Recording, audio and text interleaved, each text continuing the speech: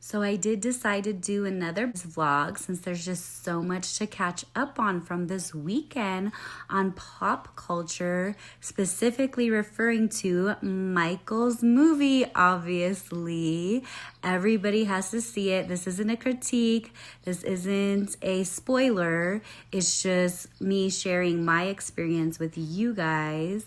But obviously, I'm going to tell you to watch it. So for me, it was 10 out of 10. 100% recommend. My ass was crying, I was dancing, I was singing, and it was very hard for me to contain myself in my chair. And when Thriller came on, you know your bitch could not. And so my ass actually got up and did the Thriller dance in the movie theater. So I'm actually glad that we were in the very last row. It was stadium seating. So nobody really seen me, I don't think, but yeah, I don't really care either. I would have done it no matter what row I'm in. If you know me, you know me. I'd be doing that. So my son's probably glad he didn't go with me. That's for sure, because I probably would have embarrassed him. And since then, I've been listening to Michael Jackson in the car. I've been singing it all night. So I'm probably driving him insane, low-key. But it doesn't matter. He likes him just as, probably not as much as I do, but he fucks with Mike too. So he's just gonna have to put up with it, and then he'll understand why once he sees the movie with his little girlfriend this weekend.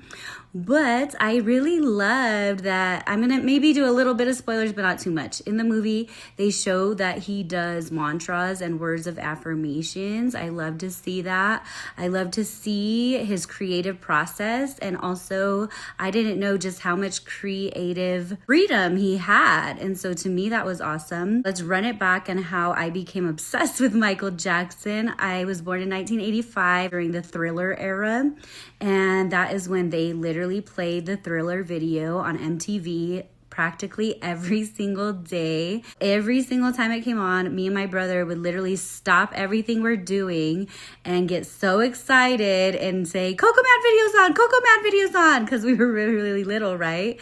And every time it was on, my parents would call us, knowing damn right if they didn't, we would be very mad. That's probably why I'm so obsessed with that particular song, right? That was my first exposure to him as a child.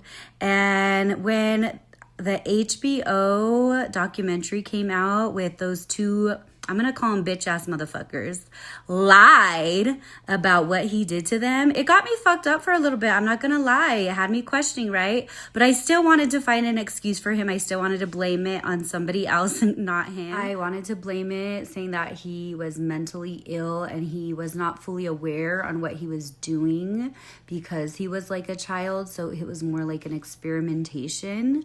Also, I blamed the parents. Like, why in God's name would you leave your children at a grown man's house overnight in the same bed? Like, that's just stupid, right? Like, I don't care who the fuck you are. That's just dumb. So I was looking for every and any excuse because I didn't want to believe it. Like, to me, Michael Jackson is a fucking saint. He's a god. He's a hero. He's an icon. He's the greatest performer of all time. Somebody fight me. So, like, I refused to believe it, and I'm glad I did. And now finding out the truth is completely devastating to me, and my heart breaks for him so bad. That's probably why I was crying almost throughout the whole movie, was just thinking about all that shit on how sweet and innocent he was and how he didn't deserve that. And so I do believe that he is a guardian angel now, and he has earned his place. But I was a little disappointed they didn't really go into any detail at all with any of his intimate relationships. Specifically for me, that I was looking forward to was Diana Ross, Madonna, and Lisa Marie. So I'm hoping that they do that in the second one. And then going back to me continuing to be a Michael Jackson lover throughout my life, even with the whole HBO documentary. When I was in college, we had to do a dance for theater, and I taught everybody the choreography for Thriller. We did that. It was super dope. We obviously got an A, and ours was the best. And then while I was in college, every time we go to a bar and they had a jukebox, you know damn right I was playing that shit, making me and my cousins dance to it, teaching them that too. And then once I became a burlesque dancer, my dream came true.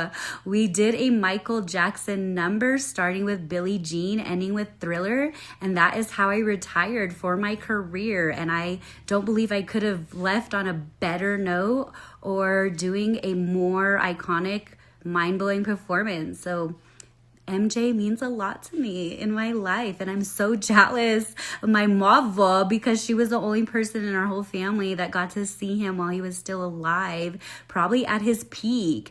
Because by the time Invincible came out, I probably literally had just got married, and so I didn't have concert money yet. By the time I had concert money, he wasn't touring anymore, so I missed out. Literally, my Mount Rushmore, if it consisted of the greatest artists of all time, would obviously be Michael Jackson, Prince, Elvis, and Jimi Hendrix. Hands down. Low-key, if I was born earlier and I got to experience Michael Jackson in his 70s, 80s era, and he started a cult, I would be in that shit. Just like how I am with Beyonce and Doja and Karol G. Same shit with MJ. But definitely just go see the movie if you're an MJ fan. And that's what I love about him and his music, is that he brings people together. And I just love that. No matter who you are, where you're from, what kind of music you like, how gangster you think you are, everybody fucks with Mike.